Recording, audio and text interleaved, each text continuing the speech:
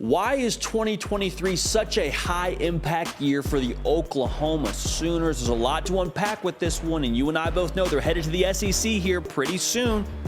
Optics is the name of the game for Oklahoma. It sets the table for how people are going to perceive them as they get into the SEC in 2024. Now, we got to start with 2023, but think about it this way. I've had this example a couple times on this show, but here's how I think about it. If Oklahoma wins 6 games next year, it'll be the second time in 2 years under Brent Venables where we're just average, right? You make a bowl game, that's great, but you start to say, oh boy, you're winning 6 games in the Big 12? You're going to the SEC next year? I understand you recruited well, but I don't know about this one. If I'm a recruit, I'm saying I can go to a 6-win Oklahoma team, or I can go to a more established SEC program or somewhere else that's maybe been a little bit more consistent winning. Now, that's one side of the coin. The other side of the coin, let's say they win 9, 10 games next year. Then you're saying, okay, if I'm a recruit, maybe I want to go be a part of that. I see the upward trend. I see what's being built under Brent Venables. I see the progress. It's no progress versus progress. Like, which one do you want to buy in on? Because if you're a recruit, to some level, you are gambling on your future. You are betting on your hopes and dreams and putting them with a certain coach and a certain program. If you can have some success in the second year before you get to the SEC, that would be huge for recruiting. Now, Oklahoma is going to recruit well in general, but you need to recruit in the upper 5% over the next few years. And I think this is a big piece of it.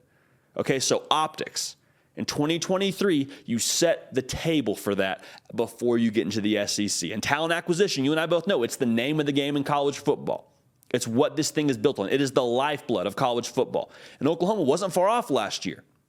5 losses by 1 score. Are you kidding me? If they can get over the hump in year 2 and have a 10-win season, there's going to be a lot of people that see that and become excited about joining Oklahoma as they get into the SEC, okay? So optics is everything in 2023. If you have not yet subscribed, though, to the On3 YouTube channel, we'd love to have you a part of this. We have had a ton of the Oklahoma faithful join us here in the last couple of months. Thank you so much for that. If you have not yet jumped in the pool, now is the time. Water's warm. Also, follow me on Instagram and on Twitter at JD Piquel. I want to hear from y'all. It's a great medium for us to interact, do a lot of content there that we don't necessarily do on here, okay? So lock it in there. You also establish the identity of a program in year 2. Like year 1, you're kind of getting your bearings. In year 2, I say this, you start to take shape as a program. And the reason why that's important to have an identity in 2023 is your identity is what you fall back on when things just aren't going your way. Identity is what you recruit from. Identity is what you play with in the fourth quarter. Identity is who you are. And for Oklahoma, I keep going back to 2023 as it pertains to 2024. You need to have an identity as you head into year 3 of the Brent Venables era and as you head into the SEC. You can't walk into the Lions' Den without a plan. Okay, so year 2 is about developing that plan, about deciding who we are as a team. And I'll tell you who Brent Venables wants them to be. Brent Venables is going to have a well-coached, disciplined, blue-collar, physical, tough, fast football team. That's what we've seen from his defenses at Clemson. That's how they recruit the defensive line. We'll talk more about that in a second. And they have a lot of pieces, too. I want to make sure I say that. There's a lot here in-house at Oklahoma to get done what they want to get done. Now, there's one area specifically that's going to dictate how successful they're able to be: defensive line. The line of scrimmage tells the story in college football, especially in the Southeastern Conference. And in 2023, you are getting that defensive line ready for the future. You don't believe me? Ask Brent Venables. Men lie, women lie. The transfer portal don't lie, y'all. Who you go and get in the transfer portal, it don't lie. They've taken double-digit transfers, has Oklahoma. I believe it's somewhere in the range of 13. Of those transfers, they've taken 5 on the defensive line. What does that tell you? It means Brent Venables is saying we need to get better on the defensive line. We need to get better on the defensive line today, Junior. Okay? So Oklahoma, they allowed 187 yards rushing a game last year in 2022. That can't be the story for them. That's not a part of Brent Venables' DNA. That's not what he's going to allow this football team to be. So if you're an Oklahoma fan, be excited, because Brent Venables has the self-awareness to notice, hey, we have a weakness on our football team, and we don't have to wait to recruit a certain kind of player and wait a couple of years till we get to the SEC and then we'll get it fixed. He's like, no, we got to fix it now.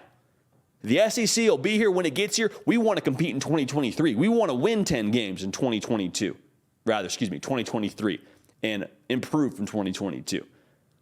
Brent Venables is a no-nonsense kind of guy. That's the way his football team's going to operate. The SEC is a line of scrimmage league. How you can win the Big 12, though, is at the line of scrimmage as well. They're going to be fast. They're going to be able to play in space. They're going to be able to play in the trenches. Like, that's the kind of flexible defensive player you're seeing them recruit at the high school level as well as through the portal. Dasan McCullough is going to be a guy next year. Transfer from Indiana. I think he's got a really good chance to be a breakout player in 2023 for the Sooners. Nationally, he will make some noise. PJ Adebaware, one of the top guys from the 2023 cycle. I expect him to play early at Oklahoma. Twitchy, great length. He's a guy who's going to make some noise as well. So this is the direction of Oklahoma football. And in 2023, again, it's about taking shape. It's about taking shape. It's about providing good optics on the recruiting trail, but you got to start in-house. There's going to be expectations that are always around in Norman, Oklahoma, but they start internally. You start with your own expectations, your own identity, your own plan of attack. Then you move forward from there. And Brent Venables, I promise you, his plan of attack, it will be, like I just said, it will be fierce, it'll be violent, it'll be physical, and they got the pieces to do it. Dillon Gabriel's coming back for another year. I think he's going to be a force in college football yet again. They've got a lot of pieces on this team. Javonte Barnes, really impressive. Jaleel Farouk, he's going to break out next year as well. Like, you see what I'm saying here? The defensive line, if they can be up to par there's a lot around it to allow them to be successful and to allow them to get over that 5 games by 1 score loss. Like, they have a lot in-house there, okay? So for Oklahoma, I'm excited. 2023 is a high-impact year for what they're going to be in the Brent Venables era, as well as when they get to the SEC. It's all about optics, but I'm excited for the Sooners. Make sure you're locked into the On3 YouTube channel, okay? The Hard Count is live twice a week, but we get college football content for you here every single day. Nick Brake doing the heavy lifting, but this is your show. Yet again, follow me on Instagram and on Twitter at JD Pakel. I want to hear from y'all. All right, the DMs stay open like Marvin Mims. We appreciate y'all. We love y'all. We're going to keep the party rolling, and we will see y'all next time. Hey, y'all. Thanks so much for watching. Subscribe to the channel here to make sure you don't miss an episode of The Hard Count. Also, be sure to check out other videos on the On3 YouTube channel.